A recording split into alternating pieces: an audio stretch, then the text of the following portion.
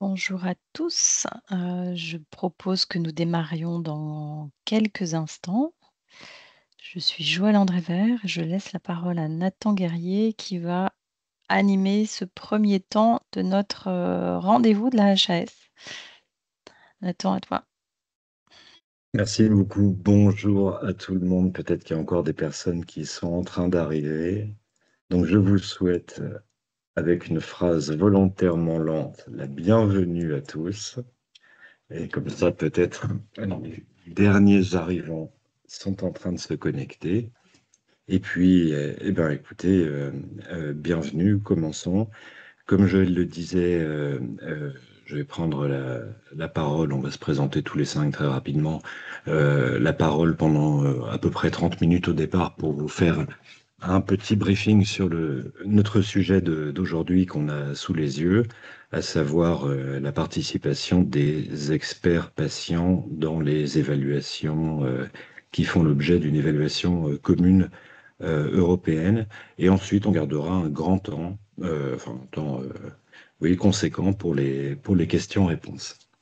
Alors, avant toute chose, on est tous les cinq autour de la table, même si c'est moi qui fais l'exposé.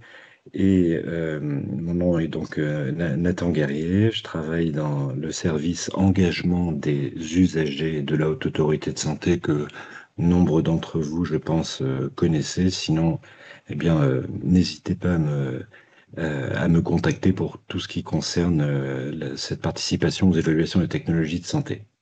Voilà, je passe la parole à Judith. Bonjour à tous, Judith Fernandez, je suis une des adjointes à la directrice de l'évaluation et de l'accès à l'innovation. Je suis en charge des activités internationales, en particulier dans le cadre de ce règlement européen sur l'évaluation des technologies de santé. Et j'ai aussi le plaisir de présider le sous-groupe européen dédié aux évaluations cliniques communes. Merci beaucoup d'être là, Judith. C'est précieux certainement pour les questions. Maggie, je t'en prie. Bonjour à tous, je suis Maggie Galbraith, je suis aussi à la DEAI. Je travaille avec Judith sur tout ce qui concerne ce règlement européen et son application à l'HS. Une interlocutrice importante pour vous si vous participez à un moment à ces expertises, Émilie. Bonjour, je suis Émilie Cramp, je suis assistante au service des engagements des usagers. Voilà, dont Joël est la responsable. Joël, tu l'avais dit, veux-tu dire un mot tu l'avais dit au début. Il y a ton micro. Voilà, bonjour à tous et vraiment bienvenue. On est là pour vous expliquer ce qui va se passer au niveau de la Haute Autorité de Santé et en particulier pour donc les usagers qui souhaiteraient participer à ces évaluations. Et, et s'il vous manque des informations à l'issue de ce webinaire, eh ben, le service est à votre disposition, comme vous le savez, pour toutes les autres participations des usagers aux travaux de la HAS. Voilà. Merci beaucoup. Donc voilà, vous avez quatre autres personnes avec qui vous allez échanger dans quelques minutes après cette présentation. Un mot préalable technique, s'il vous plaît, veillez bien à couper, à désactiver votre micro, parce que comme ça, le son passera mieux. Alors, on commence par un paquet de mots, vous avez vu, qui sont sans doute pas tellement connus de tout le monde, peut-être même à peu près aucun, ce qui serait normal. Et si vous connaissez déjà certains de ces mots, peut-être qui sont en pagaille, on va essayer de remettre un petit peu d'ordre dans tout ça. Merci de couper vos micros, chacun, chacune. Voici comment on va s'y prendre. On va aller du général au particulier. Je vais vous présenter un mot. Rien de tout ça ne sera complet parce qu'on n'a pas le temps et puis je n'ai pas toutes les connaissances, mais on a des questions après. Le paysage général des évaluations de technologie de santé, ce que c'est qu'une JCA, comment les experts patients participent aux évaluations des technologies de santé dans le contexte européen à différents niveaux. Après, on parlera d'un objet qui s'appelle la grille PICO. On va expliquer tout ça. L'expertise des patients sur cette grille, des experts patients. Donc, je m'adresse à chacun, à chacune d'entre vous potentiellement pour la suite. Et enfin, la façon dont on peut devenir, si ça nous intéresse et que ce n'est pas commencé, un expert patient. Voilà un petit peu le chemin général. Alors, avant d'arriver au particulier, votre participation au JCA, on commence par le début. Alors, faisons d'abord la perspective nationale. Dans la perspective nationale, je pense que tout le monde le sait, si un industriel arrive pour mettre un médicament sur le marché et voudrait que ce médicament soit remboursé, il doit obtenir deux éléments des autorités qui sont distincts. Le premier, c'est l'autorisation de mise sur le marché et le second, c'est un, un OK du gouvernement pour que son produit soit remboursé par la collectivité. Ceci intervient, cette décision verte du gouvernement, après avis de la HAS, c'est pour ça que on est là. Alors, le premier, l'autorisation de mise sur le marché, c'est l'Agence nationale de sécurité du médicament, qui est une agence différente de la HAS, qui donne ce tampon. On ne va pas plus en parler aujourd'hui, parce que ce n'est pas notre sujet, mais c'est intéressant quand même de le savoir, on pourra éventuellement y revenir. On va se concentrer, nous, surtout, sur ce que fait la HAS pour produire un avis en vue du remboursement. Alors là, en l'occurrence, c'est le système standard qui existe avant toute construction européenne. La HAS donne un avis et le gouvernement, en fonction de cet avis, décide de ce qu'il va en être du remboursement. Alors maintenant, on passe à l'idée que de chaque pays, chaque État membre individuellement, on essaye par la communauté européenne de mettre en commun des travaux sur diverses aires d'ailleurs de la vie en général, et pour ce qui nous occupe, de mettre en commun ce qui peut l'être au niveau de l'accès aux médicaments dans les pays, dans les États membres. Ceci à des fins notamment de rapidité, plutôt que de faire des circuits en ping-pong ou de refaire plusieurs fois la même chose dans différents pays, et puis de consolidation si on travaille à plusieurs agences ou plusieurs pays. Évidemment, le travail peut être d'une meilleure qualité. Alors, au niveau des autorisations de mise sur le marché, une agence, alors on ne va pas en parler aujourd'hui ou à peine l'aborder, l'équivalent européen de l'Agence nationale de sécurité du médicament s'appelle l'Agence européenne du médicament. Elle existe depuis de nombreuses années et elle produit des autorisations qui valent pour toute l'Europe. Voilà, je ne veux pas tellement plus parler des autorisations de mise sur le marché, puisque le sujet de notre réunion, c'est de voir ce qui a été inventé ou mis en place pour combler ce rectangle orange, à savoir qu'est-ce qui se passe qu'est-ce qu'on a pu trouver pour mettre en commun les évaluations des différentes agences des différents États membres en vue du remboursement qui, lui, se fait au niveau de chaque pays. Alors, j'efface un petit peu un morceau du tableau parce que on a besoin de place, parce que avant de vous expliquer ce qu'on va mettre dans le carré orange, je vous propose d'examiner un tout petit peu plus avant le vocabulaire que j'ai noté sur cette partie verte. Alors, la décision de dire oui ou non au remboursement, c'est la collectivité, donc c'est le gouvernement, après avis de la HAS. Et l'avis de la HAS repose sur un travail qu'on nomme une évaluation. C'est le terme consacré. Alors j'ai écrit ETS, HTA. ETS, ça veut dire évaluation de technologie de santé, et HTA, c'est la traduction anglaise, Health Technology Assessment. Donc ETS égale HTA, c'est juste une traduction. Donc quand on parle d'une évaluation faite par la HAS, en vue, qui permet d'émettre un avis en vue du remboursement, c'est de se souligner rouge avec ces mots-là que l'on veut dire. Alors, je vous l'ai écrit ici, ETS, HTA, et j'ai rajouté une phrase que je vous propose de prendre en considération qui détaille un tout petit peu plus ce que c'est qu'une évaluation de technologie de santé dans ce contexte-là. C'est une évaluation intégrative au niveau d'un pays. Alors, ça va être la France, l'Allemagne, etc., l'Italie, n'importe quel État membre, dans sa réalité nationale, avec son économie, etc., etc. Et ce qui fait que ça n'est pas remplaçable. On ne peut pas réfléchir exactement comme tel ou tel pays de nos voisins européens quand on fait une évaluation intégrative. Là, on regarde, on examine les produits de santé et veut regarder dans un paysage intégratif ce qu'il se passe. Il y a un élément qui est capital pour tout le monde, c'est les preuves dont on dispose par rapport aux produits de santé qu'on est en train d'évaluer, parce que on pourra discuter de toutes les réalités nationales. Si on n'a pas de la preuve par A plus B que le médicament non seulement fonctionne, n'est pas dangereux, ça a été vérifié auparavant lors de la mise sur le marché, mais on doit aussi le comparer par rapport aux autres traitements. Et pour ça, ben, il faut des preuves.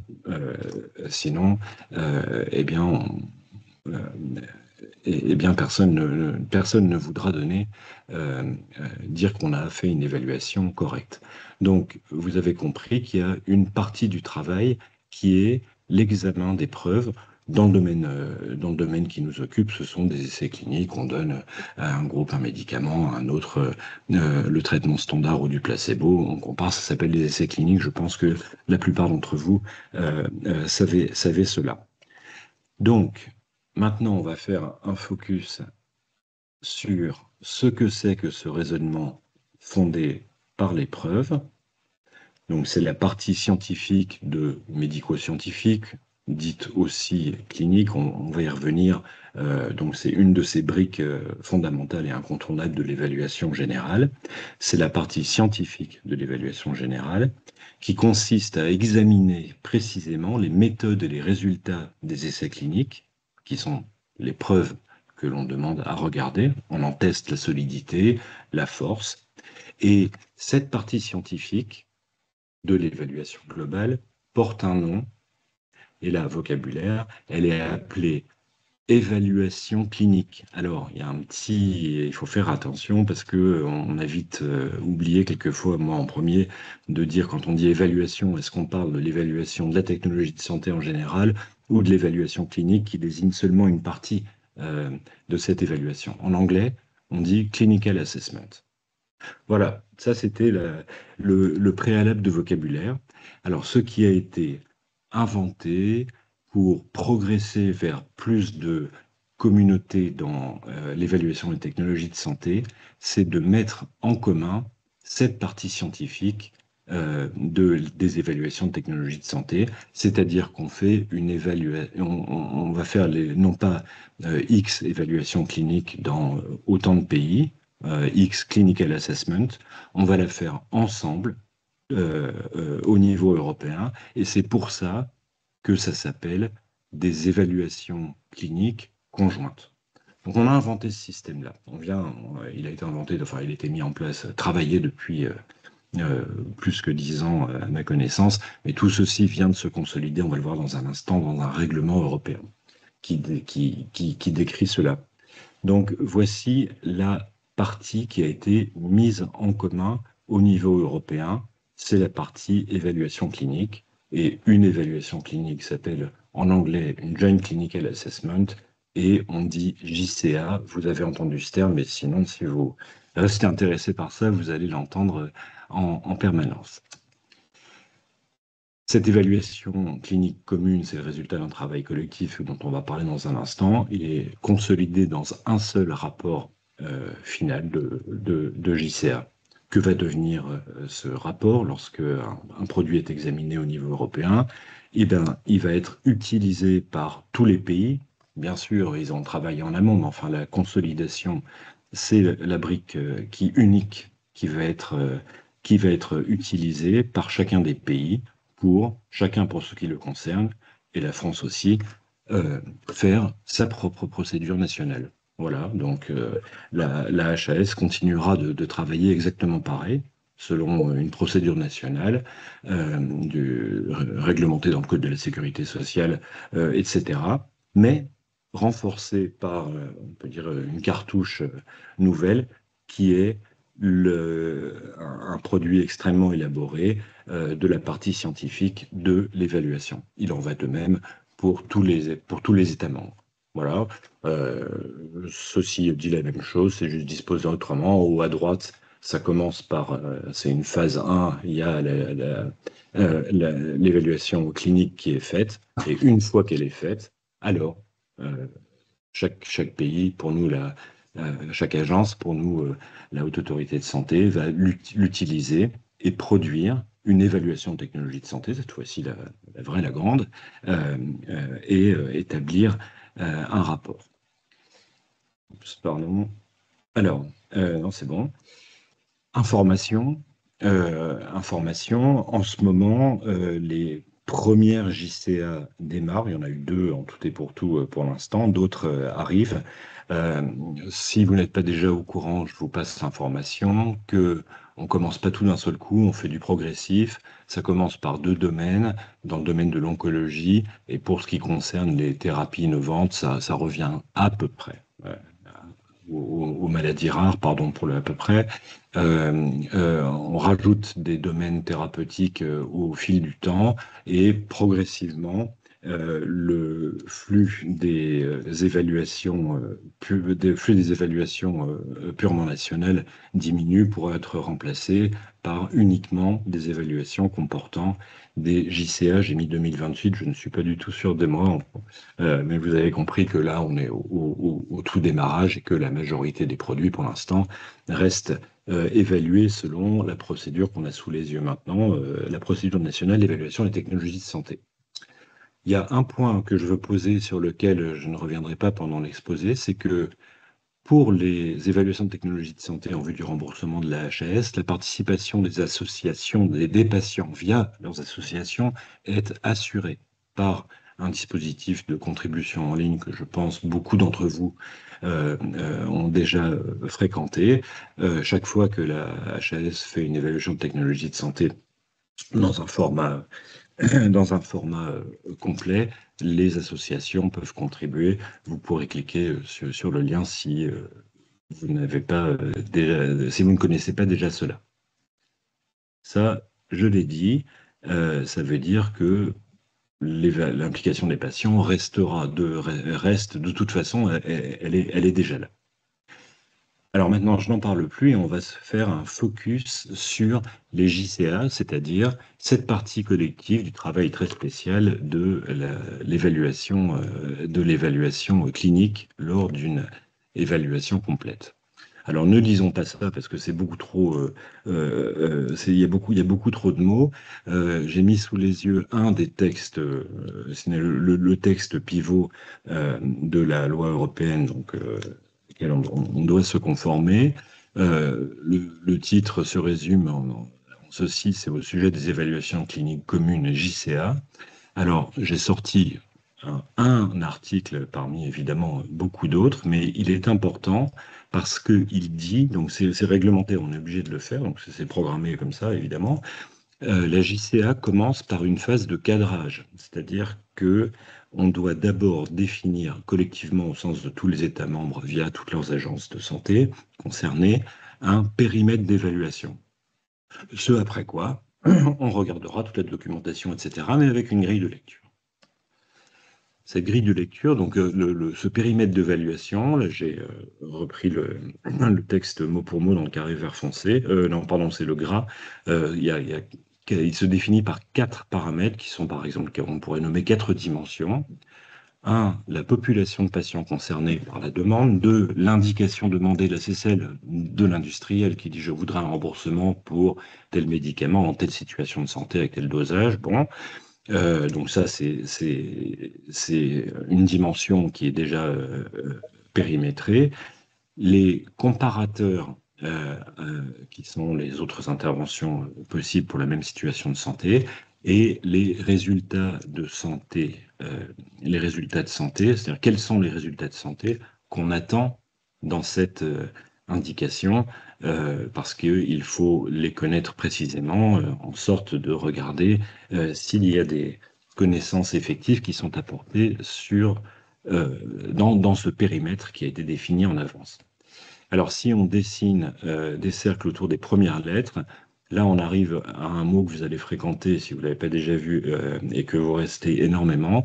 C'est la première lettre de P, patient, indication, comparateur, et puis le anglais de résultat qui fait outcome, et c'est PICO. Alors, en sorte que souvent, on dit le PICO à la place de dire le périmètre d'évaluation mais ça veut dire la même chose, vous avez compris, c'est la définition. L'un vaut pour l'autre au niveau du vocabulaire. Il y a, et c'est le dernier petit mini-extrait des documents européens que je veux vous montrer aujourd'hui, il y a toute une documentation et dont des guides. Il y a un guide qui est consacré au PICO. Alors, vous voyez, Guidance on the Scoping Process. Je ne vous ai pas sorti tout le vocabulaire parce qu'il y a foultitude de mots en fait qui veulent dire la même chose. Scoping Process en anglais, ça veut dire phase de cadrage. Cadrage, on vient de le voir, c'est la définition du périmètre. Périmètre, on vient de le voir, c'est le PICO, donc c'est gris. Vous voyez, le Scoping Process revient à ça. Et j'ai sorti une phrase parce qu'elle est importante. Il est obligatoire, c'est obligation légale d'être inclusif et que tous les États membres doivent participer. Alors c'est vrai pour toute la JCA, mais c'est, j'allais dire, ressouligné une deuxième fois en fluo dans le guide pour établir le PICO. Voici, pour bien comprendre la suite, on ne va pas lire le détail, l'organisation générale d'une évaluation clinique conjointe à partir du moment où elle démarre. Alors, c'est le dépôt d'un dossier de l'industriel. Alors, c'est pas le sujet, mais il y a simultanément un déclenchement pour gagner du temps aussi autour de l'autorisation de mise sur le marché avec du process et très en avance en fait. Pardonnez-moi, je me mélange. Il y a une articulation de calendrier pour faire démarrer l'évaluation clinique conjointe le plus tôt possible au niveau européen, avec coordination avec d'autres agences. Donc il y a un moment où on démarre l'évaluation clinique conjointe sur une indication qui a été consolidée, qui a été consolidée. Et à ce moment-là, parmi tous les États membres, deux de ces États, qui vont changer à chaque fois, à chaque dossier, sont désignés comme assesseurs et co-assesseurs. Ça veut dire que c'est eux qui vont être les pilotes en quelque sorte du travail collectif où tous les pays vont participer. Ça commence, deuxième carré orange, par une phase de cadrage, définition du périmètre ou scoping phase, on vient de le voir. Les assesseurs et co-assesseurs préparent une proposition sous la forme d'une grille PICO qui circule dans tous les pays, avec retour de tous les pays vers les assesseurs et co-assesseurs qui vont consolider le périmètre du PICO. Ensuite, il y a une phase de travail d'évaluation, troisième carré orange, avec préparation du rapport, circulation, consolidation du rapport, et enfin, quatrième carré, une phase de validation et de publication. Je ne rentre pas dans le détail, je me suis concentré sur le moment PICO. Vous allez comprendre dans une slide et demie, si vous ne l'avez pas déjà compris, vous allez comprendre pourquoi. Alors, pendant une JCA, venons-en maintenant aux participations des patients ou de leurs représentants.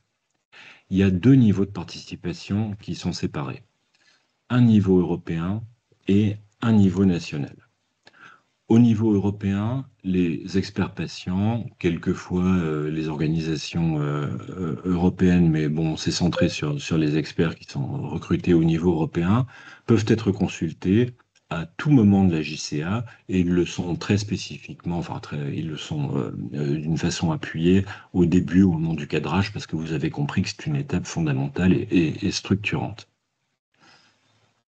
S'agissant de la HAS, les experts patients français, vous avez vu, j'ai mis des petits badges français exprès différents parce que c'est pas la même organisation, on n'est pas à la Commission européenne, on travaille à la HAS, alors voilà.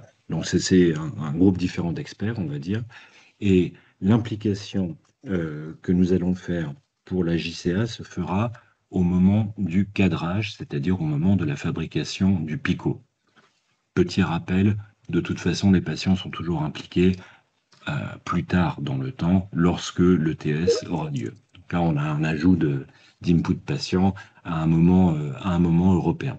La consultation des experts patients est obligatoire au niveau européen. Au niveau des États membres, ça c'est pour info, chaque pays fait ce qu'il veut, mais vous avez vu, la HAS a décidé de faire.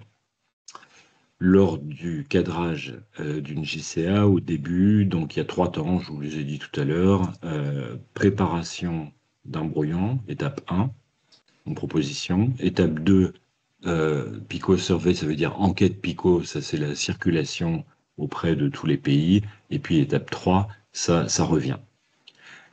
Que fait la Haute Autorité de Santé? Je pourrais parler de n'importe quelle agence, mais nous, on parle de notre agence nationale ici. La Haute Autorité de Santé, eh ben, soit il se trouve qu'elle est parmi les évaluateurs, les évaluateurs ou co-évaluateurs, donc de toute façon, elle doit rédiger une proposition de PICO, soit, ça c'est l'option de gauche, soit elle est parmi les autres pays et puis elle n'est pas évaluateur, co-évaluateur. À ce moment-là, elle recevra, juste après, on va dire, une proposition de PICO qui a été rédigée. Donc, elle a dans les mains, la HAS, à un moment, un travail national de dire, bon, bah, qu'est-ce que la Haute Autorité de Santé, qu'est-ce que la France va dire de la proposition de PICO? Et c'est là que nous allons faire intervenir, nous allons solliciter et recruter des experts, on va dire, spécialisés ou dans l'examen du PICO. Donc la HAS recrute des experts pour le travail PICO à chaque JCA au niveau national. Là, j'insiste sur les experts. Oui, j'ai dit le mot expert parce que des experts professionnels sont recrutés pour des aspects techniques. Donc, c'est des experts professionnels et des experts et des patients experts. Aujourd'hui, bien sûr, vous êtes parmi ceux qui potentiellement sont des patients experts. Maintenant, rentrons dans le concret. CLAP, il y a une JCA qui démarre, donc le PICO va démarrer tout de suite. Il va faire la PICO Survey, l'étude PICO est en train de démarrer.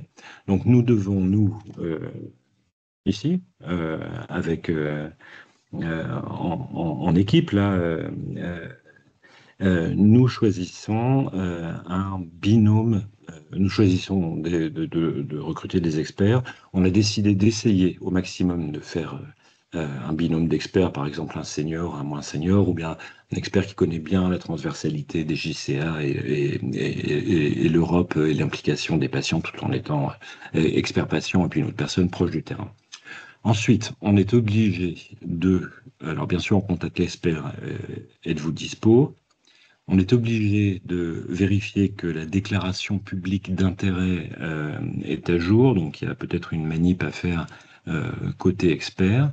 Ensuite, lorsque la déclaration publique d'intérêt est à jour, il faut qu'elle soit validée en interne, en l'occurrence par le déontologue de la HAS. Ensuite, il y a une petite circulation d'engagement de confidentialité de transmission de documents de travail. À ce moment-là, l'expert se retrouve avec les documents de travail. Elle aura, alors je mets mes mains un petit peu vers le ciel, normalement une dizaine de jours, on espère que ça ne sera pas moins. Pas beaucoup d'espoir de penser que ça sera plus à cause de contraintes de calendrier qui sont terribles pour tous ces travaux, pour tous les pays. Donc il nous reste ça. On espère que ça sera effectivement ça qui reste toujours. Puis, lorsque le retour est venu, les 3 carrés du bas consistent à intégrer la contribution l'expertise parmi toutes les autres au dossier. Un petit mot sur le choix des binômes. Vous avez compris que le calendrier n'est pas simple du tout, c'est le contraire, il est terrifiant. Et c'est pour ça, c'est à peu près la raison principale pour laquelle, enfin c'est une raison majoritaire pour laquelle on choisit les experts au sein d'un vivier, pardon, préconstitué, puisque ça évite nombre de démarches qui sont nécessaires et ça permet de démarrer beaucoup plus sur les starting blocks que une première prise de contact avec un expert tout à fait indépendamment de ses qualités. Le retour sous 10 jours, en une petite précision sur la charge de travail qu'on peut estimer, c'est pas standardisé, ça dépend des dossiers, ça dépend de plein de paramètres, mais on va dire, on peut se faire une idée sur environ, on va dire, 3 demi-journées de travail pendant les 10 jours, si l'on est expert. Ça se passe sans aucune réunion. C'est une grille préformatée à remplir. Et s'il y a 2 experts, ils ont la possibilité de s'appeler entre eux puisqu'ils ont signé le même engagement de confidentialité. Pardon. Donc voilà la séquence d'action est un petit peu sur le travail des experts. Je vais en profiter, voilà, sur le travail des experts. On va revenir sur le PICO si on a le temps dans quelques instants.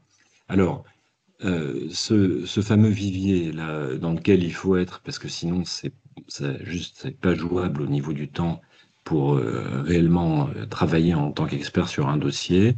Il y a un petit mode d'emploi qui est, regardez surtout le 1, il faut aller sur le site de la HAS, renseigner un document, vous aurez les diapos et vous pourrez cliquer un document qui s'appelle une fiche, son nom de baptême c'est Candidatus, et puis c'est un formulaire à remplir, vous allez en voir un screen dans un instant, indiquer HTAR dans le domaine, dans le champ motivation, pour être sûr d'être bien fléché, parce qu'il y a beaucoup d'experts qui arrivent dans Candidatus.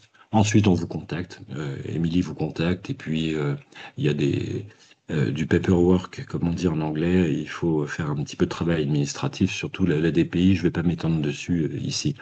Je vous montre juste que si vous cliquez, lorsque vous cliquerez ici, vous pourrez cliquer, c'est une page d'information sur contribuer aux travaux de la HAS. Il y a un carré rejoindre notre vivier d'experts, mais ce n'est pas uniquement pour HTR, le règlement européen, c'est pour tous les experts. C'est pour ça qu'il faut écrire HTR après, mais vous cliquez là. Vous arrivez ensuite sur un endroit où rejoindre notre vivier d'experts. C'est vraiment écrit dessus, c'est simple. Faites attention, il y a des bullet points. C'est le deuxième bullet point pour les experts usagers ou personnes concernées. Le clic sur ce formulaire, c'est le fameux formulaire Candidatus. Et je vous le redis, s'il vous plaît, mettez ces 4 lettres HTR dans motivation.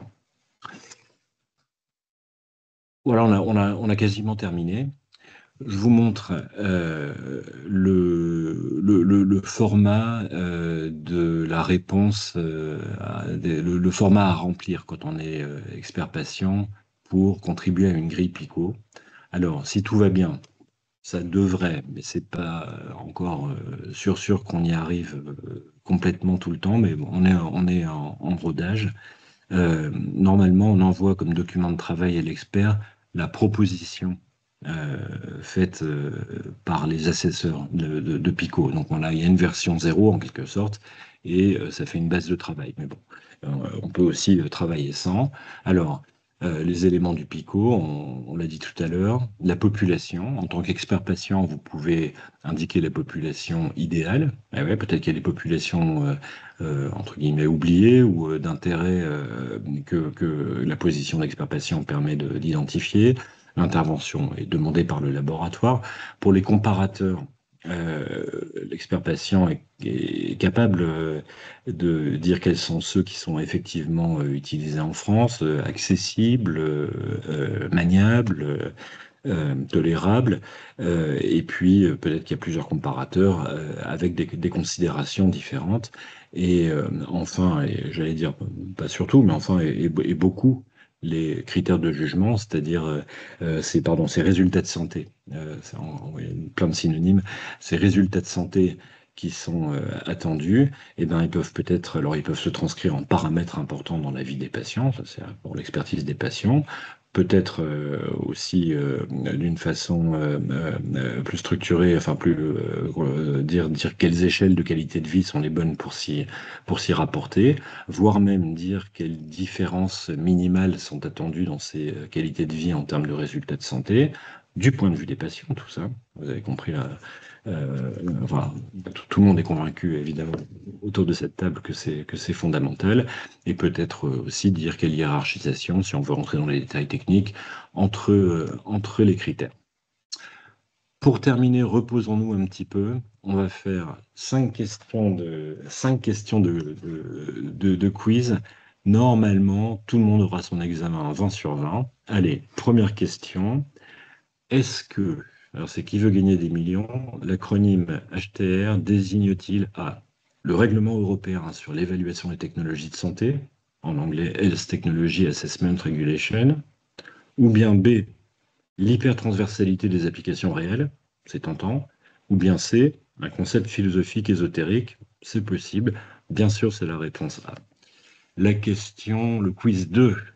Alors, prenez-en connaissance, chacun réfléchit dans sa tête pour se donner une seconde bonne note. J'espère que tout le monde a eu bon à la première question. L'acronyme JCA signifie Juliet Charlie Alpha comme en aéronautique, ou bien Joint Clinical Assessment, en français évaluation clinique conjointe, ou bien, parce qu'on est quand même dans l'administration dans tout ça, un jour collectif d'administration, ce qui est possible. Bon, c'était la réponse B. J'espère que personne n'a répondu la réponse C. Troisième question, pour donner le périmètre d'évaluation à la phase de cadrage d'une JCA, des agences des États membres élaborent collectivement. Soit, est-ce que c'est une grille PICO, patient intervention comparateur résultat de santé? Est-ce que c'est un graphique KICO, kick in, kick out, une méthode musclée? Ou bien une matrice PIPO, la phase initiale de préparation des options? Bon, entre A et C, il y a un léger piège, bien sûr, c'est la réponse A. Vous avez compris que c'était pour se reposer, hein, c'est parce que, comme on a le cerveau qui a chauffé avec les premières diapos, la dernière, est-il nécessaire d'être inscrit comme patient expert dans le vivier HAS pour être préalable recruté dans une JCA? Réponse A, non, parce qu'on a tout à fait le temps de faire toutes les démarches. Réponse B, non, car la HAS ne travaille pas avec des experts. Et réponse C, évidemment, c'est la bonne pour nous reposer. Je vous en prie, je vous essaie une façon souriante d'inviter chaleureusement ceux ou celles qui penseraient à le faire effectivement, parce que les dossiers vont arriver. Je vous remercie infiniment de votre attention. Eh bien, écoutez, c'est maintenant le moment des questions et des réponses de chacune d'entre nous de la HAS. Merci beaucoup.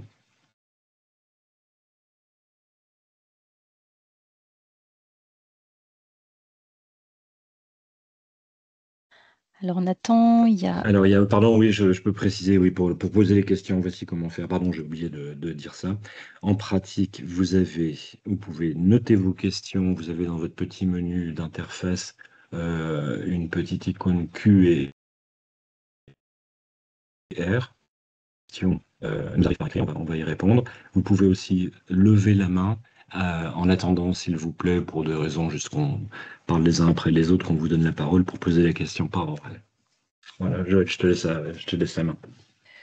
Oui, du coup, il y a eu une question posée pendant les interventions, qui est une question posée par Laurie Sérifis, hein, qui est de l'association Cancer Vessie France, avec 3 questions plus exactement.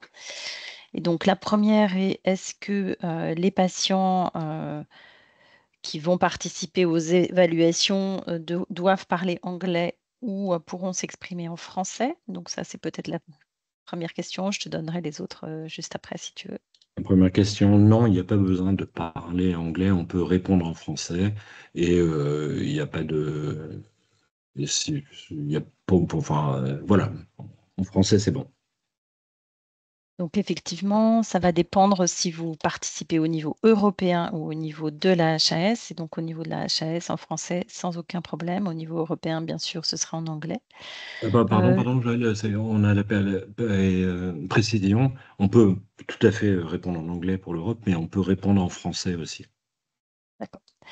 L'autre question qui est posée, c'est donc le fait que cette association a déjà été sollicitée et donc demande si c'est qu'il y a déjà un dossier déposé.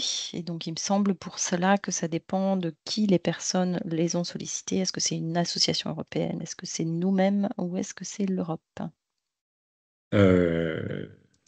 Je peux vous confirmer, en tout cas au niveau de la HAS, que la HAS n'a sollicité aucune association pour la raison principale que, s'agissant des JCA, on recrute des personnes qui sont des experts. Alors bien sûr, elles sont très souvent membres responsables d'associations, mais c'est pas du tout à ce titre-là qu'on cherche dans notre vivier d'experts. On cherche des profils individuels qui ont les compétences. Je ne sais pas si ça répond et que voilà et que pour le moment, enfin voilà, la HAS ne s'approche pas d'associations. On s'est approché d'associations pour diffuser l'information. C'est-à-dire qu'on a écrit, sûrement il y en a plein parmi nous, à des présidentes d'associations dans les domaines qui commencent, en leur disant, voici l'information au sujet des JCA, nous cherchons des experts. Et donc, par proximité, on espérait voilà, vous joindre. Je ne sais pas si ça répond bien. Et l'autre, la dernière question, et puis cette personne pourra prendre la parole si elle le veut en complément, c'est est-ce que les dossiers déposés pour l'évaluation commune seront répertoriés sur un site web public? Et là, c'est peut-être toi, Judith, qui peut répondre à cette question. Oui, je confirme que tous les dossiers qui démarrent, dès lors que le dossier a été validé, sont mis en ligne. L'information est partagée sur le site de la Commission européenne. Je peux essayer de vous retrouver le lien et le mettre dans le chat si vous le souhaitez. Voilà, alors je ne sais pas si l'association qui a posé les questions veut compléter ou si les réponses Oui, apportées vont bien. bonjour, vous m'entendez? Oui. Oui, donc on a été sollicité au niveau européen par un des membres du Stakeholder Network au niveau européen, le EPF. Donc, mais sans nous dire que c'était pour un dossier spécifique. Et la date limite, c'était le 16 mai. On nous a communiqué en fait le dossier de déclaration de conflit d'intérêts. Et on s'est dit qu'on n'était pas prêt pour soumettre des candidats parce que on n'avait pas formé les personnes apparemment sans conflit d'intérêts, d'après ce qu'on a compris dans ce document. Donc oui, non, c'était pas la HAS qui nous a sollicité, c'est bien au niveau européen. Donc, vos interlocuteurs, c'est côté Europe et pas côté HAS sur ce point-là. OK. Il y a ensuite donc une main levée, Madame Chotel, et puis il y a ensuite une autre question écrite qu'on pourra reprendre après.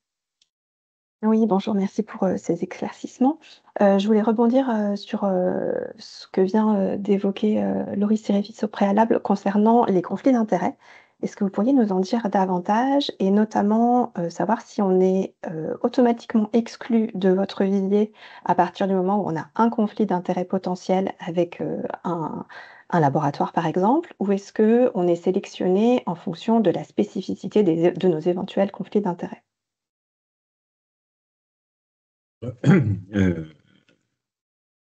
Non, le fait d'avoir un lien d'intérêt avec tel laboratoire n'exclut pas du tout du vivier.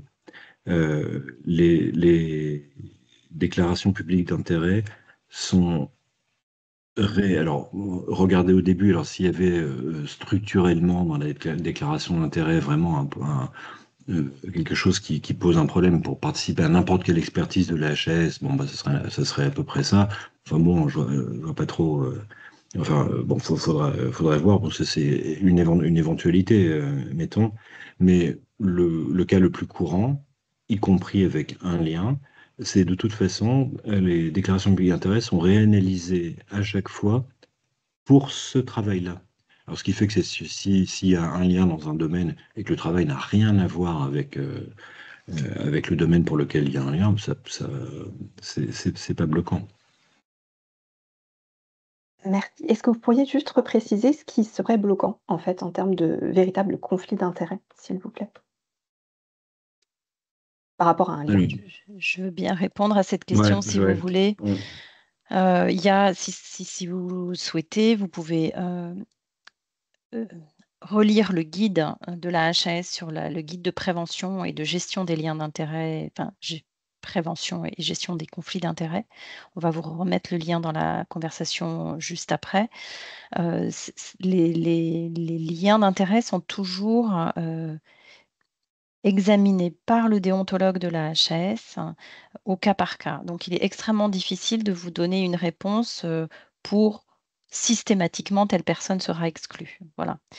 Donc, en revanche, vous verrez qu'il y a des situations pour lesquelles il y a a priori présomption de conflit d'intérêts dans certaines situations.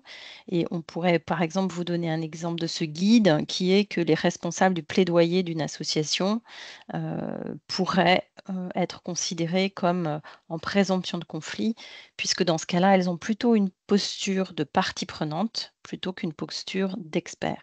Donc ça pourrait être un des éléments pour lesquels le déontologue nous dit, a priori, cette personne-là, je ne souhaite pas qu'elle intègre le vivier des experts.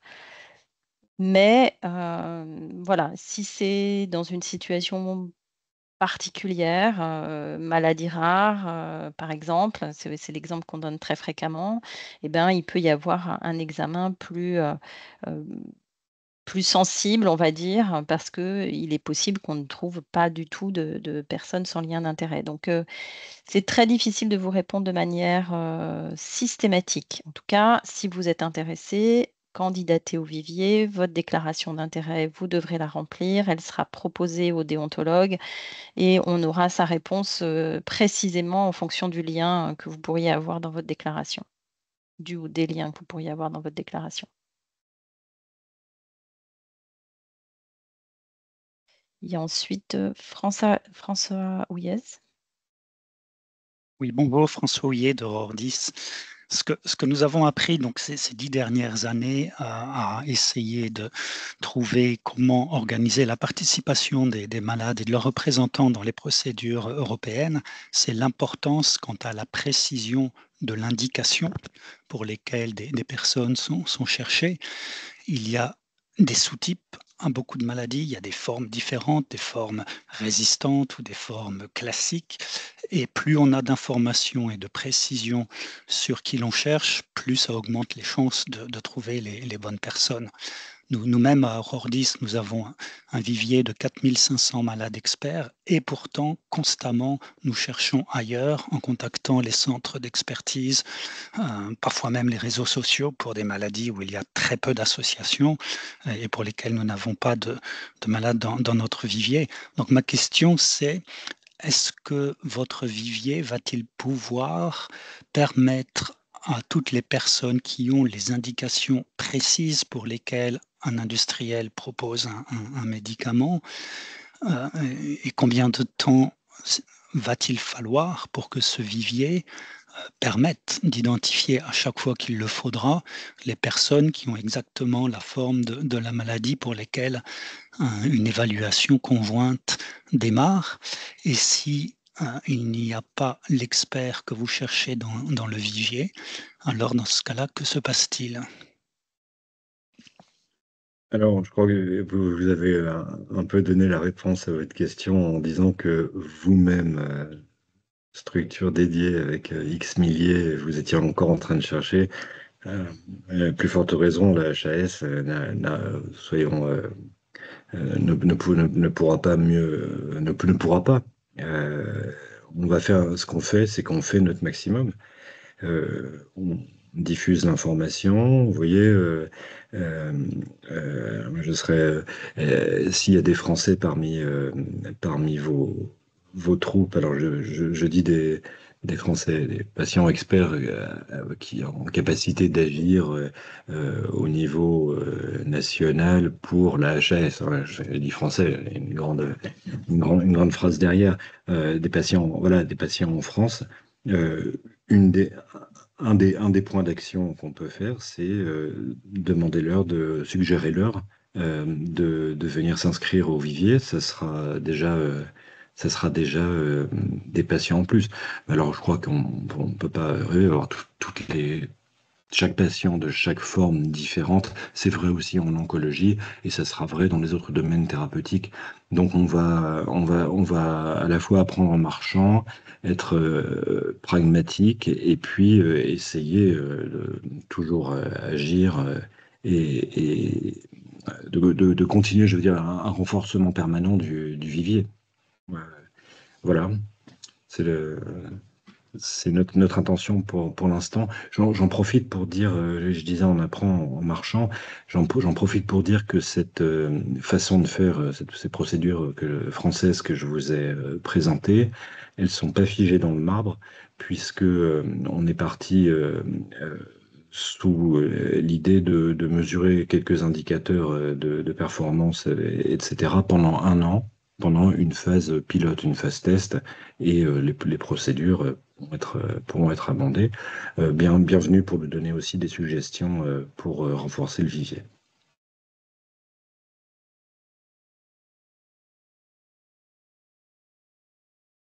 Ensuite, Franck Fontenay.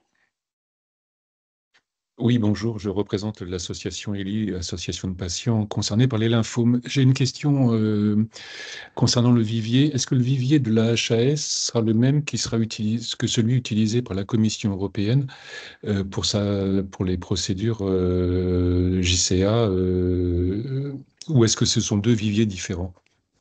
Ce sont deux viviers différents, distincts et indépendants. D'accord, donc il y a une procédure d'inscription auprès du vivier de la Commission européenne, c'est ça? Je dis.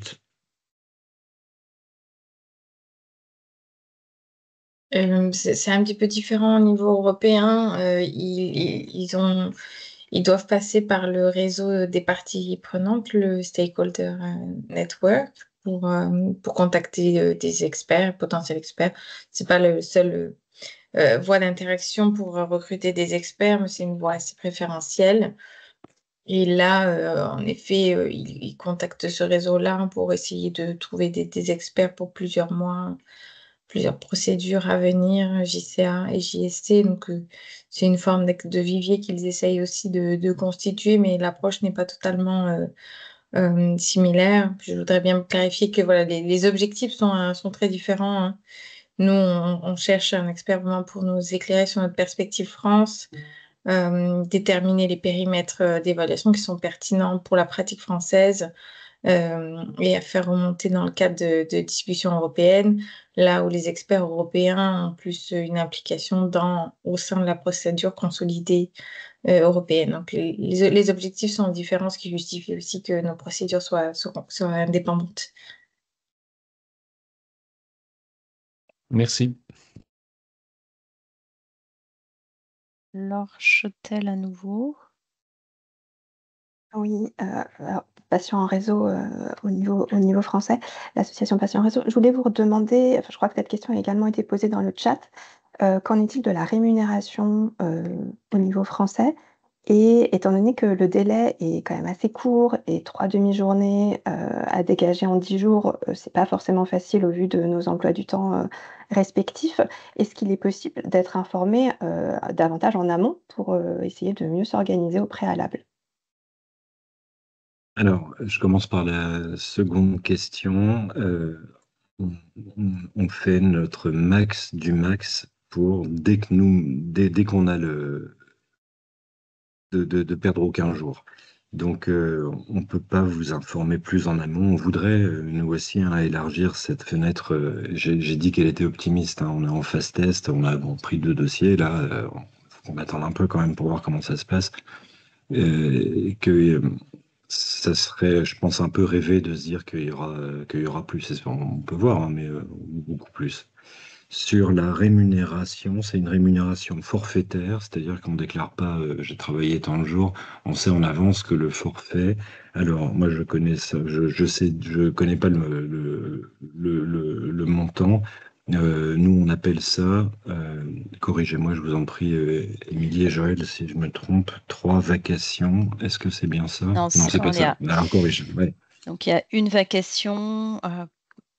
Une vacation correspond à 90 € brut à la HAS. Et donc, pour les personnes qui rendront dans les temps la participation qui leur est proposée, donc de remplir cette grille PICO dont a parlé Nathan, elles recevront cette indemnité si elles le souhaitent. J'attire l'attention sur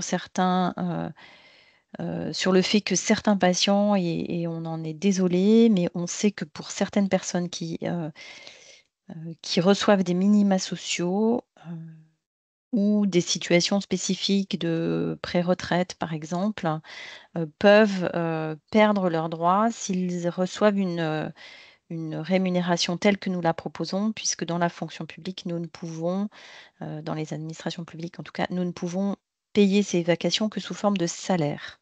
Et donc, voilà, on invite chacun à se renseigner sur sa situation individuelle pour ne pas prendre le risque pour 90 € bruts de perdre ses minima sociaux par ailleurs. Voilà, donc ça sera une vacation de 90 € bruts par participation écrite renvoyée. Alors, j'avais d'autres Pardon, pour questions. une journée et demie de travail, c'est ça? Alors, on évalue, pour le moment, on a évalué entre une demi-journée et peut-être plus. On ne sait pas combien de temps les personnes vont mettre, donc c'est difficile pour nous de savoir précisément. Là, c'est au forfait, en fait. Là, et puis j'allais dire en souriant, c'est au pif de Nathan, parce que moi, pour vous donner quelque chose d'un peu plus solide, euh, je pense qu'on a besoin d'attendre une dizaine de dossiers. Avec le retour, on fait un débrief à chaque fois là au début. Pendant la phase test, je vais faire un débrief avec les experts qui ont travaillé pour donner une meilleure estimation. Là, c'est première approche. Voilà. Et puis, c'est certainement variable entre les dossiers. Je reprends des questions qui ont été posées là par Gaëtan Duport, hein, donc qui souhaitait qu'on revienne sur la déclaration d'intérêt, les éléments qui pourraient créer un conflit. Donc, je vous ai mis dans le chat le lien vers le guide. Il souhaite qu'on revienne sur les éléments à la disposition du patient expert pour remplir la grille PICO, et peut-être que, Nathan, tu peux expliquer qu'il y a eu 2 situations différentes dans les 2 cas précédents, selon que la France était évaluateur ou que la France n'était pas assesseur, pardon, ou ne l'était pas dans les dossiers précédents? Oui, oui, bonjour Gaëtan. On est en situation de pouvoir réglementairement, légalement, enfin sans se casser la tête, fournir aux experts qui vont travailler le PICO proposé en brouillon par les assesseurs, co-assesseurs. Et ce qui s'est passé de différent, je vais lire les différences des 2 dossiers, c'est que pour l'un des dossiers, la HAS était assesseur, co-assesseur, je ne sais plus, mais donc avait en main le PICO qui allait circuler, qui était le PICO proposal, et que on a pu, puisqu'on l'avait en main localement, là, dans nos locaux, si on peut dire, le transmettre aux experts qui ont travaillé sur ce dossier-là. Pour l'autre dossier, qui intervenait simultanément, la HAS n'était pas assesseur, co-assesseur, elle répondait à la PICO Survey, mais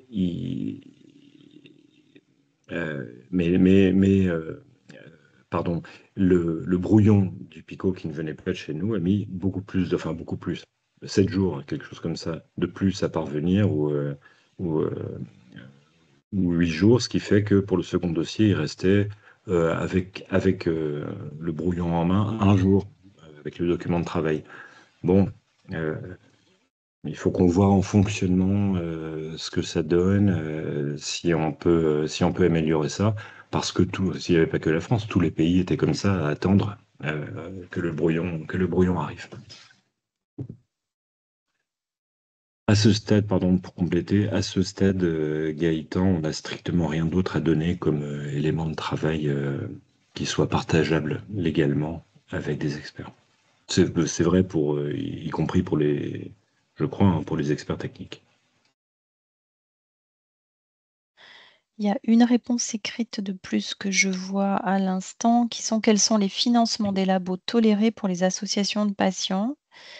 À cette question, il n'y a pas dans le guide de la HAS sur la gestion des liens d'intérêt de montant minimal ou maximal qui serait un seuil au-delà duquel on considérerait que les financements ne sont plus tolérés.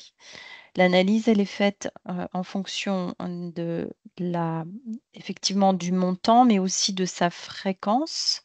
Ça peut dépendre aussi de la proportion du financement par rapport au budget global de l'association et donc de la dépendance plus ou moins importante de l'association à tel ou tel laboratoire. Et si le laboratoire n'est pas impliqué dans l'évaluation en cours, cela ne pourra être jugé comme n'étant pas un lien risquant de créer conflit d'intérêts. Donc, il n'y a pas, contrairement, je crois, à l'Europe, et là, Judith pourra confirmer, il n'y a pas de montant au-delà duquel on considérerait que systématiquement, les financements sont rédhibitoires. Par ailleurs, je vous rappelle que là, ça n'est pas un financement, on regarde les liens d'intérêt de la personne qui postule ou de la personne qui postule pour être dans le vivier ou de la personne qu'on sollicite pour une évaluation particulière, et ce ne sont pas les liens d'intérêt de l'association. Et donc, ce qui est par contre très important, c'est si vous êtes en position dans le bureau de l'association ou dans le CA de l'association, dans une position un peu exécutive, ou si vous êtes directeur de l'association ou si vous êtes responsable du plaidoyer de l'association, à ce moment-là, effectivement, les montants de l'analyse pourra être différente pour le déontologue, et notamment si le laboratoire finance de manière régulière et ou importante votre association. Il y a une question aussi de Francis Lafin, je ne sais pas si on y a répondu. Faut-il un DU de patient expert? Non, il n'y a pas d'obligation de CV. On regarde les profils. Alors bien sûr, un DU de patient expert, c'est euh, un élément qui pèse, hein, mais c'est pas le seul. Personnes qui ont une formation théorique ou plus de formation seraient des personnes du binôme qui pourraient être aussi, peut-être au bout de 2 ou 3 JCA, pouvoir être en position un peu transversale. Voilà. Donc c'est très bien, hein, il faut de tout, mais c'est pas obligé. Super, hein, bravo, mais c'est pas une obligation. Autre question de Audrey Boyer. Bonjour, est-ce que les parents de patients mineurs atteints de maladies neurodégénératives peuvent intégrer le vivier des patients experts? Oui, absolument. Bienvenue. Oui, oui, oui, tout à fait. L'expertise, un profil d'expertise et bien sûr avoir une expertise du fait de la proximité, pas forcément être concerné soi-même par la maladie, mais oui, ça peut être sa famille, ses enfants, ou d'autres. Ouais. Donc réponse oui. Ok. Vas-y, Joël. Ensuite, il y a la question, la participation des patients experts se fera-t-elle uniquement en distanciel ou en présentiel aussi au niveau français? Et donc au niveau français, on répond bien uniquement en distanciel.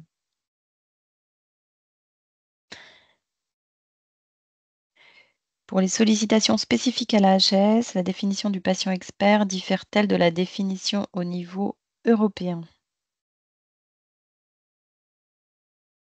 Ça, c'est une question pointue. On la garde pour le Euh, prochain webinaire. ouais, je vois pas de raison qu'il y ait une différence, des différences fondamentales, sauf si Judith a quelque chose à dire à ce sujet. Mais a priori, non, a priori pas. Non, je suis pas au courant d'une définition de patient expert européen non plus qui soit unanime et unanimement utilisé au niveau européen. Je pense que l'esprit est à peu près similaire, en tout cas, que ce soit au niveau français ou au niveau européen. Je ne vois pas de différence, si ce n'est des différences de procédure après.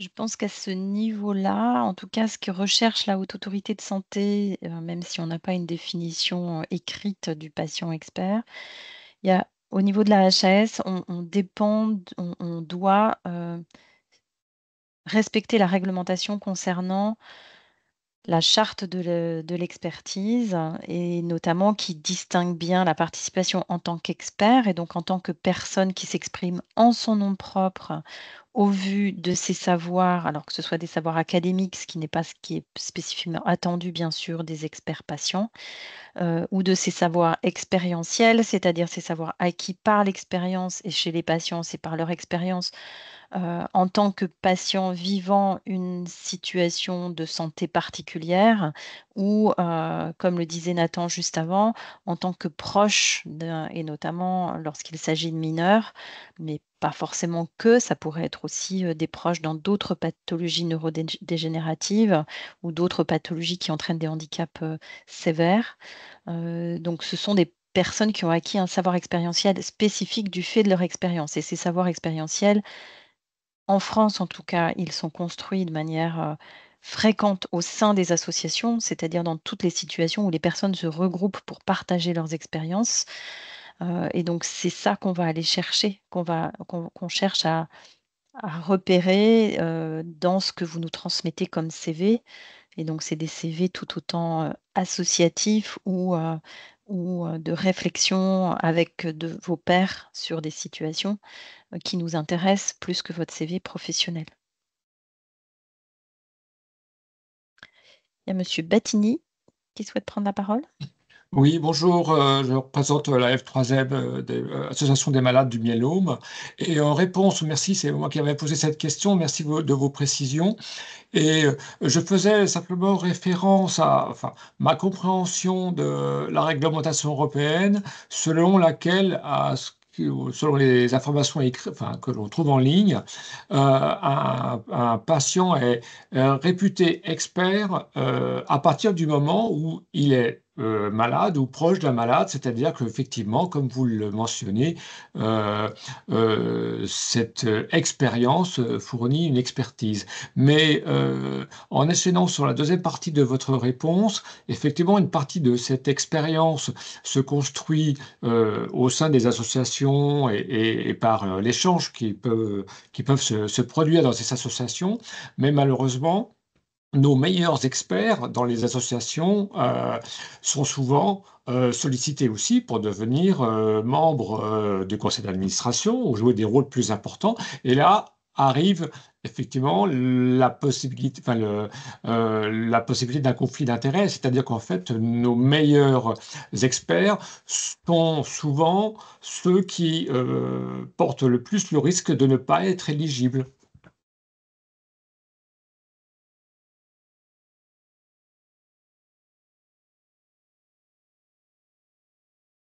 On est d'accord avec vous.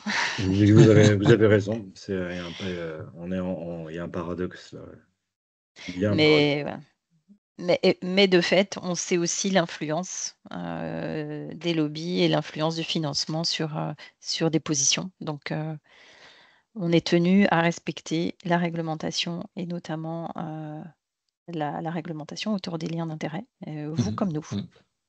Ça peut nous inciter peut-être au sein des associations, et là je m'adresse aussi à mes camarades d'autres associations, à finalement nous organiser avec des murailles de Chine, un petit peu comme on le fait par exemple, dans d'autres domaines, en particulier le domaine financier, de façon à ne pas finalement à préserver, même au sein de l'association, un vivier de personnes suffisamment expertes, mais dont on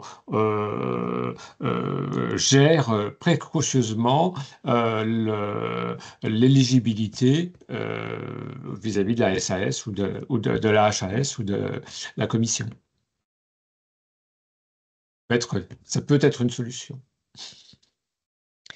Et ensuite, 2 demandes de parole, Monsieur Fontenay, à nouveau Madame Chautel, et puis après, Émilie, je te laisserai continuer à lire les questions qui nous restent à répondre. Oui. Oui, j'aimerais savoir quel est le périmètre de l'engagement de confidentialité que les patients experts devront signer s'ils sont retenus. Le périmètre, c'est le travail qui vous est demandé. C'est-à-dire que voilà, alors, la durée, c'est jusqu'à ce qu'il soit rendu public. Et à qui avec qui ai-je le droit de partager la substance de mon travail? Avec personne. Voilà. Sinon, Vous avez- avec un binôme, sinon tout de même, Sinon, avec tout de même, comme oui, c'est ça. voilà, parce que ce que vous a dit Nathan, c'est qu'on va essayer, dans toute la mesure du possible, en tout cas, de proposer à 2 patients de participer, notamment éventuellement des personnes qui ont plus l'habitude de c'est quoi une évaluation des technologies de santé, c'est quoi un PICO, c'est quoi voilà, et d'autres qui seraient plus qui n'auraient peut-être pas encore cette compréhension du contexte dans lequel ils interviennent, ou en tout cas de manière aussi fine, mais une meilleure compréhension de la pathologie concernée, notamment du fait de leur expérience propre ou de leur expérience en tant que proche.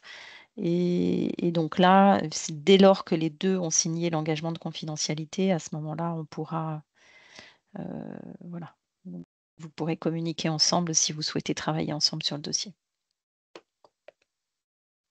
Merci. Je vais Madame peut-être poser Chautel. la question de... Ah, vas-y. Joël.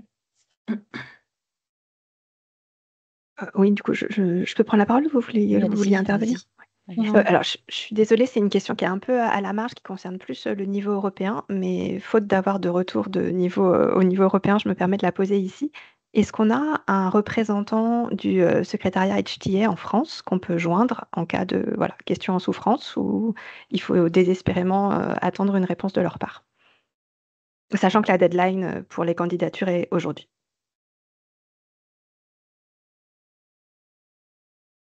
Judith, tu as une réponse à cette question? Je pense que toute information doit transiter par le secrétariat hébergé à la Commission européenne.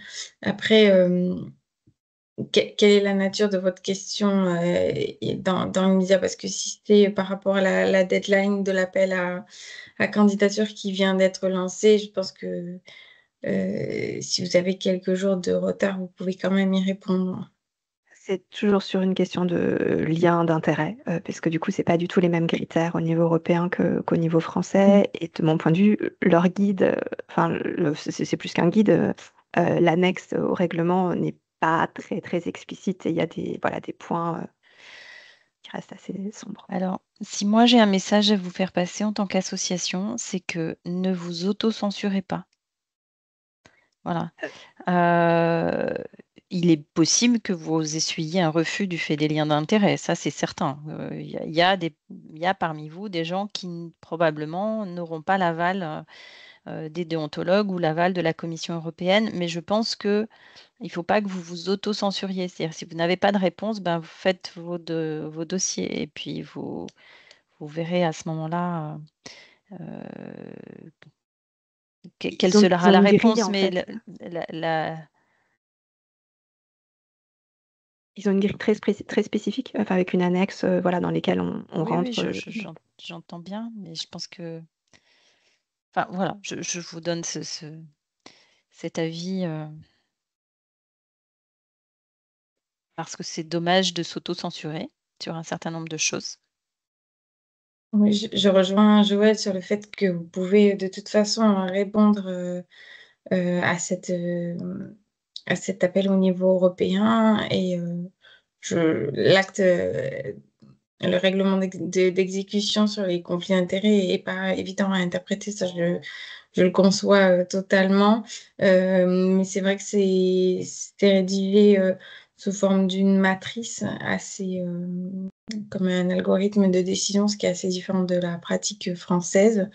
Donc, si vous répondez oui à une seule des questions du modèle des DPI, il est possible que cela conduise à un conflit d'intérêts. Pour autant, y compris dans la procédure européenne, il existe des possibilités pour recruter un expert en situation exceptionnelle, malgré la présence d'un conflit d'intérêts. Donc, raison de plus pour déposer votre candidature si vous pensez que vous êtes aussi pertinent pour répondre en tant qu'expert patient. Je donne la parole aux questions écrites. Émilie? Alors, j'ai une question de Muns qui demande quels sont les financements des labos tolérés pour les associations de patients. Il me semble qu'on a répondu précédemment en disant qu'il n'y avait pas de réponse systématique. Voilà. Ça dépendait complètement de est-ce que le labo était ou pas impliqué ou était concurrent du produit qui allait être évalué. Est-ce que ces liens sont fréquents? Est-ce que ces liens sont importants au regard notamment de l'ensemble du budget de l'association, etc. Donc, on ne peut pas répondre de manière systématique à cette question. D'accord, j'en ai d'autres. Peut-on avoir un exemple d'une grille PICO par Monsieur Tissier?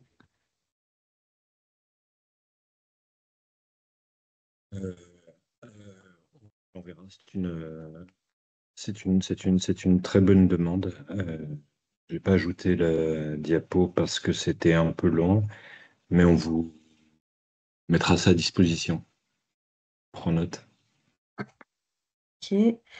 Et toujours de Laurie Siréfis. Quelles formations seront disponibles pour le HTAR en français en dehors de Eupathie?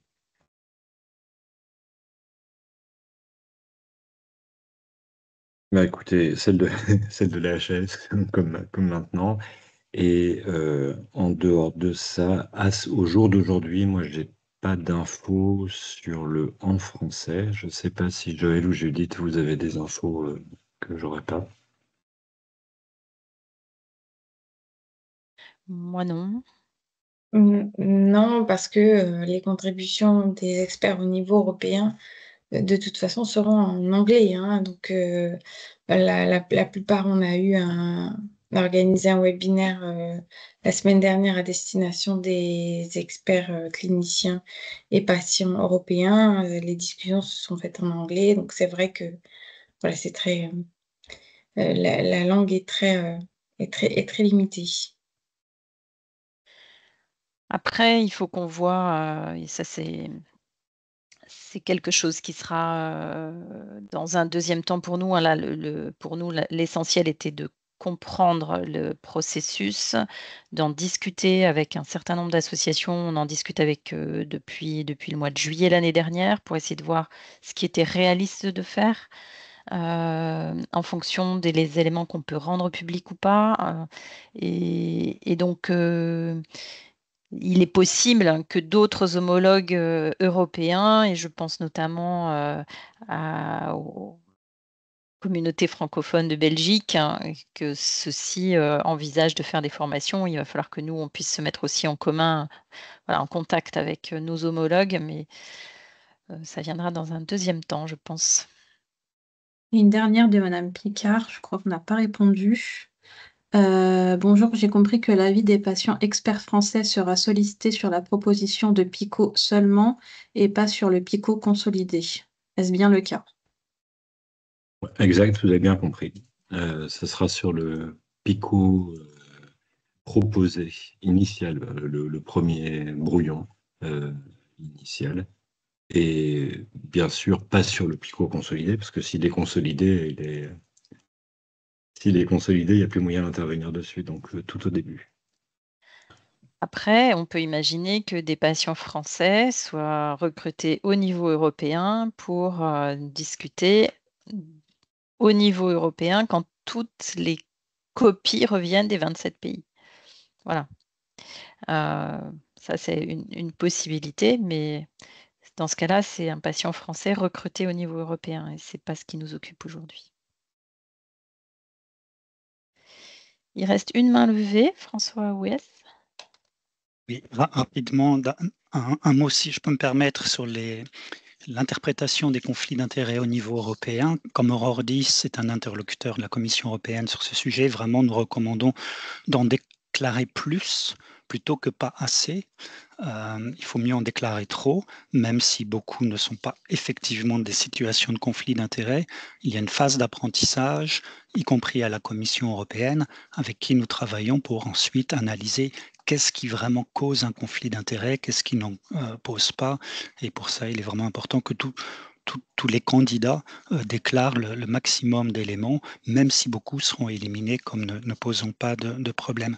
Je voudrais revenir sur la question de Franck Fontenay concernant la confidentialité. Donc la durée de cette confidentialité dans le cadre d'une évaluation conjointe européenne, est-ce qu'elle s'achève le jour où la Commission européenne publie le rapport conjoint d'évaluation, ou est-ce qu'elle s'achève le jour où la HAS publie la synthèse de l'évaluation nationale?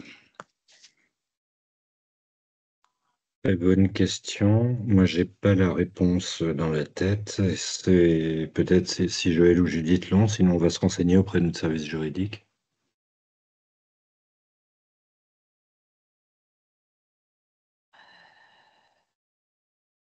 Là, oui, il faut qu'on pose la question de manière très, très précise.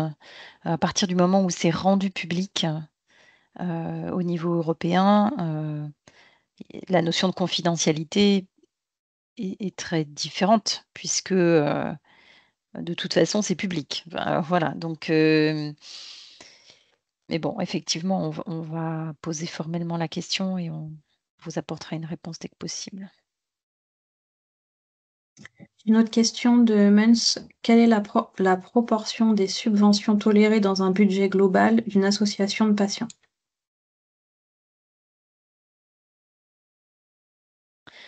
Je répète que là, ce sont des experts qui sont sollicités et ce ne sont pas les associations de patients. Donc, si la personne qui postule au vivier, d'une part, et surtout la personne qui postule sur un sujet particulier, c'est un membre de l'association qui n'a aucun lien avec le bureau exécutif de l'association, l'analyse ne sera pas la même que si c'est le président ou le trésorier de l'association qui postule, avec les mêmes montants et avec la même proportion de financement. Donc, on ne peut pas répondre à cette question en termes de budget global d'une association de patients. Voilà. Tout dépendra aussi de la fonction de cette personne au sein de l'association. Et donc, effectivement, dans les déclarations publiques d'intérêt, vous verrez qu'on demande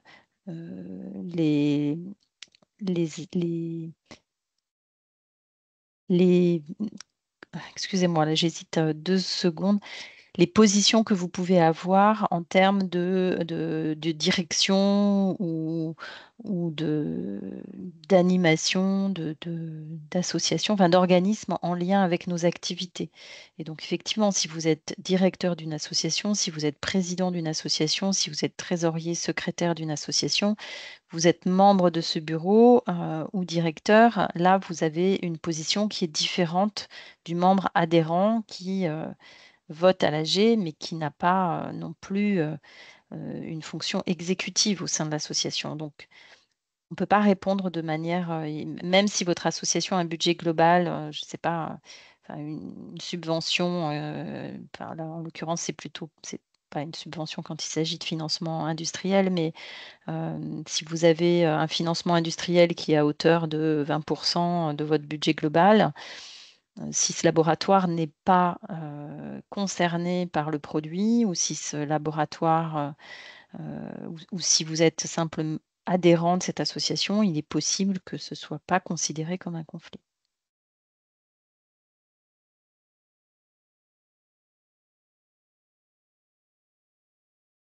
Il reste une question de Laure Chotel.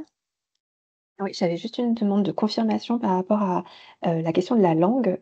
Si j'ai bien compris, vous avez dit tout à l'heure qu'au niveau européen, on pouvait participer à la fois en anglais et en français, c'est bien ça? Pardon, c'est peut-être moi qui dois préciser.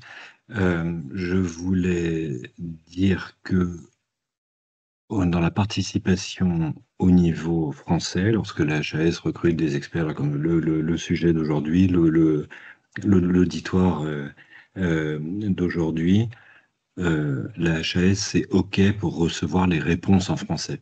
Voilà, vous pouvez écrire dans la grille Pico en français, ça sera sans problème.